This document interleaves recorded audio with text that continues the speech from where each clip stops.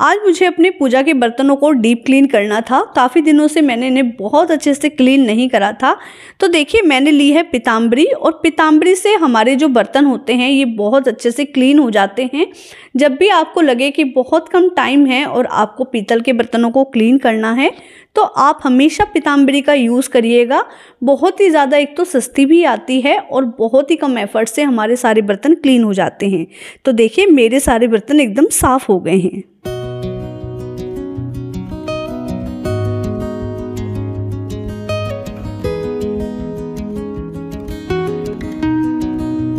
जन्माष्टमी के दिन तो बहुत तरह के भोग बनते हैं। तो आज भोग में मैं 2 तरह की मिठाइयाँ बना रही हूँ। सबसे पहले मैंने तिल लिए हैं एक कढ़ाई में, और बिल्कुल हल्की आंच पे हमें इन्हें भूनना है। हम इनको कब तक भूनेंगे, जब तक ये हल्के से पिंक नहीं हो जाते, या ये कहूँगी कि आपको जब लगे कि हल्की सी इसमें से खुशबू आनी स्टार्ट हो गई है तो उस टाइम पे आप आंच को बंद कर दीजिएगा। अब एक किसी कढ़ाई से परात के अंदर हम इसको निकालेंगे या थाली में, ताकि ये ठंडे हो जाएं। और जब ये बिल्कुल ठंडे हो जाएंगे तो हमें क्या करना है, मिक्सर ग्राइंडर में इसे बिल्कुल दरदरा पीसना है। बिल्कुल बारीक आप इसको नहीं करिएगा, नहीं तो इसका जो टेस्ट है वो आपको थोड़ा सा कड़वा फील होगा। अब एक परात के अंदर मैंने बूरा लिया है। जितना मैंने तिल लिया था उससे जस्ट दुगना बूरा लिया है, और देखिए लगभग 400 ग्राम के आसपास मैंने इसमें मावे को ऐड कर लिया। अब क्या करना है कि इन सब तीन चीज़ों को बहुत अच्छे से मिक्स करना है। जन्माष्टमी के दिन तो बहुत तरह के प्रसाद बनाए जाते हैं, भोग बनाए जाते हैं, जैसे पंजीरी हुई और बहुत ही तरह के पाक हुए।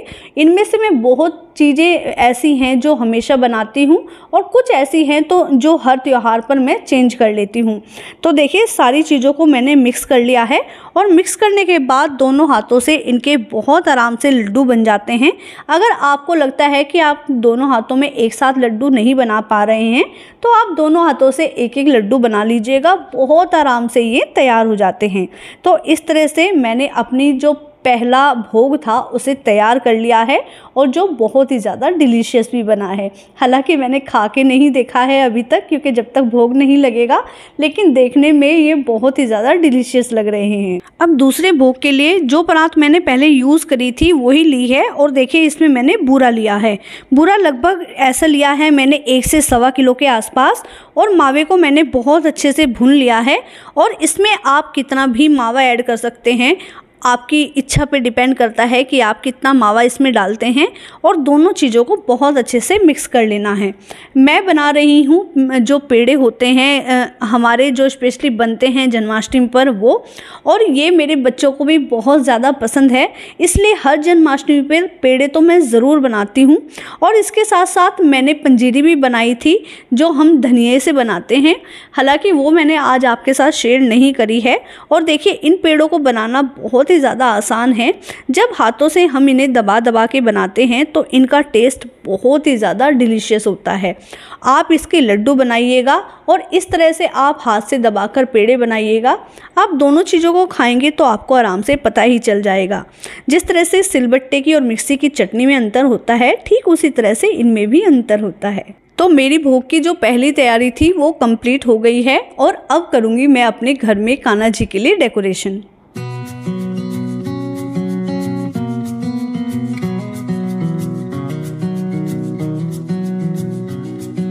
जब डेकोरेशन के लिए मैंने सोचना स्टार्ट करा तो पहले तो मेरी कुछ समझ में ही नहीं आया, लेकिन फिर मेरे दिमाग में आया मेरे पास एक प्लाई का काफ़ी बड़ा पीस है, उसे ही मैंने आज यूज़ करा है। और देखिए इस पे मैंने अपनी जो नई साड़ी है उसे पीछे अच्छे से लिपटा लिया है और बहुत अच्छे से सिक्योर कर लिया है। अब कुछ लटकने मैंने इसमें साइड में लगाई, और बीच के एरिए को मैंने खाली छोड़ा है जहाँ पर सिंहासन लगेगा। ये वही कुछ पुरानी चीज़ें हैं जो मैं अक्सर डेकोरेशन में यूज़ करती हूँ, हालांकि इन्हें अलग अलग तरीके से यूज़ करा जा सकता है। तो इस तरह से कुछ छोटा और कुछ लंबा करके मैंने इन्हें यूज़ करा है, और बहुत आसानी से, क्योंकि ये एकदम प्लाई का जो टुकड़ा था भारी था तो ये इनका वज़न ले रहा था। अब साइड में मैंने इस तरह से जो येलो कलर की मेरे पास फूलों की लटकनें थी उन्हें मैंने टंगा दिया है, और देखिए हमारा एक सुंदर सा जो बैकड्रॉप है वो तैयार हो गया है। अब मेरे पास ये बड़ी सी चौकी है और इसके ऊपर मैंने अपनी शादी की जो चुनरी है उसे बिछा लिया है, उसे मैंने बिल्कुल सेंटर में फिट कर लिया। और देखिए इस चौकी की वजह से ही जो हमारा पूरा का पूरा सिंहासन है, यानी जो पूजा के लिए हमने जगह तैयार करी है, ये कितनी ज़्यादा खूबसूरत लग रही है।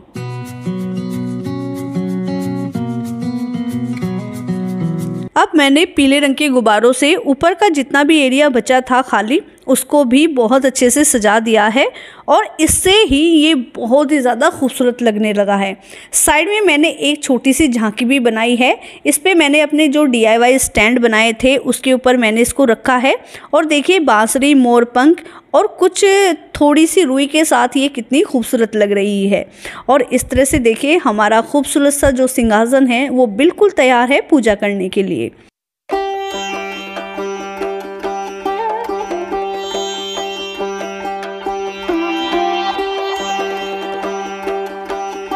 सुबह की जो रेगुलर पूजा होती है मंदिर में, वो तो हम सब ने एक साथ मिलकर कर ली थी।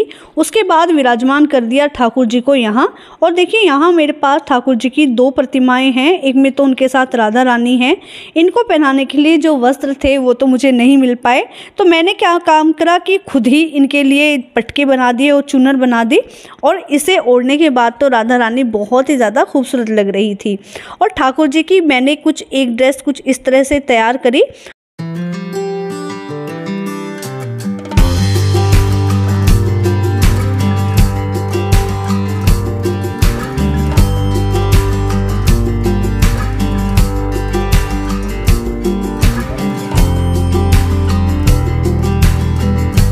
हर व्रत और त्योहार का एक पूजा का अलग विधि विधान होता है और हम जो आम लोग होते हैं, चाहे हम कितना भी कोशिश करें, सारे विधि विधान को कभी भी फॉलो नहीं कर सकते।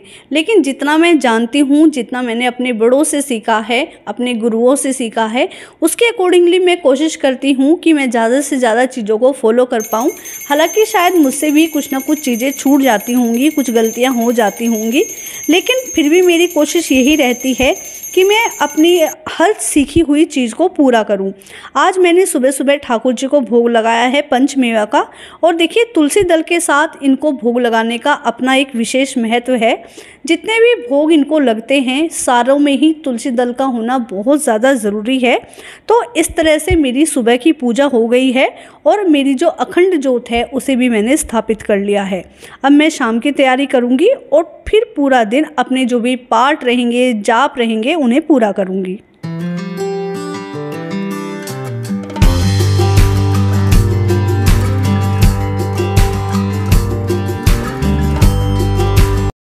अब देखिए जो शाम का पक्का खाना होता है उसमें मैंने सूखी अरवी की सब्जी बनाई है और उसके साथ मैंने ये पनीर बनाया है। सारा ही खाना आज बिना लहसुन प्याज का बनता है। आज क्या जितने भी त्योहार होते हैं उसमें लहसुन प्याज का यूज़ नहीं होता। ये रायता बना है और रायते के साथ देखिए पूरियाँ भी बन गई हैं।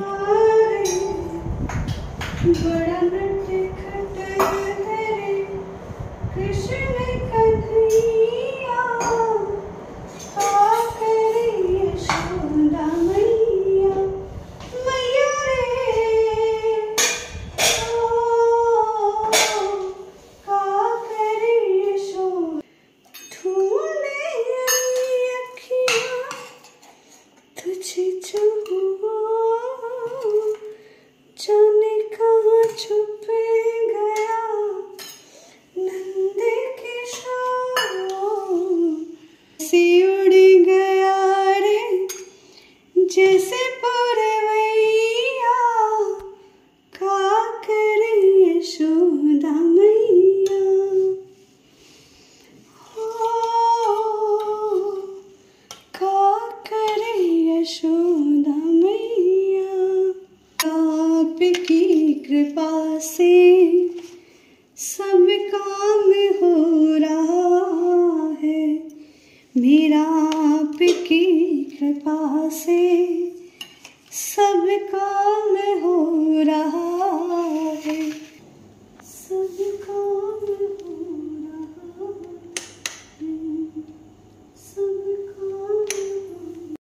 जिस दिन भी कोई त्योहार होता है उस दिन तो जो दिल की उमंग होती है वो कुछ और ही होती है।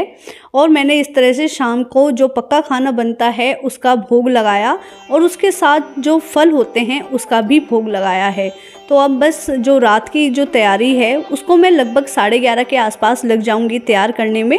और आपको चलिए दिखाती हूँ कि मैं क्या तैयारी कर रही हूँ। सारी तैयारी, ये दूध, दही, गंगा जल और जल, और इधर ये घी, और इधर ये बूरा, और ये है शहद, और इसमें इत्र है नहाने के बाद, और ये चुनरी है। दूसरी पोशाक तो मेरे पास अभी नहीं है तो मैं यही उड़ाऊंगी। और ये है तौलिया, और इधर ये मैंने मक्खन बनाया था आज उनके लिए, और मिश्री। माटू मिश्री लेकर आओ बेटा। अब मैंने अपनी सारी तैयारियां करके रख ली हैं। अब तो जो एक एक पल है वो बड़ी मुश्किल से बीतता है, और मुझे पूरा विश्वास है आप सब लोग इस चीज़ से रिलेट करते होंगे, क्योंकि हमें बहुत ज़्यादा 12 बजने का इंतज़ार रहता है। और जैसे ही 12 बजे तो देखिए जो भी चीज़ें मैंने आपको बताई थी उन सब से मैंने जो ठाकुर जी हैं उनका अभिषेक कराया। आज के दिन उनका अभिषेक कराने का एक ख़ास महत्व होता है, और अभिषेक से जो भी पंचामृत तैयार होता है उसी से जो व्रत होता है वो खुलता है। तो इस तरह से ठाकुर जी के अभिषेक कराने के बाद उन्हें इत्र लगाया, चुनरी उड़ाई, और चुनरी उड़ाने के बाद जो जिस तरह की पूजा मैंने सुबह में करी थी, हम सब ने सुबह में करी थी, वैसी ही पूजा करी। तो दोस्तों ये था मेरा आज का जन्माष्टमी का दिन जो बहुत खूबसूरत बीता। आपको वीडियो का कोई भी हिस्सा अगर पसंद आए, कुछ भी चीज़ अगर थोड़ी सी भी पसंद आई हो तो वीडियो को लाइक ज़रूर करिएगा। और जो दोस्त चैनल पर आज पहली बार आए हैं प्लीज़ चैनल को सब्सक्राइब कीजिएगा। तो दोस्तों ठाकुर जी आपकी सारी इच्छाओं को पूरा करें। इन्हीं शुभकामनाओं के साथ फिर मुलाकात होगी एक नए और इंटरेस्टिंग वीडियो में। तब तक के लिए okay friends, thank you and Radhe Radhe.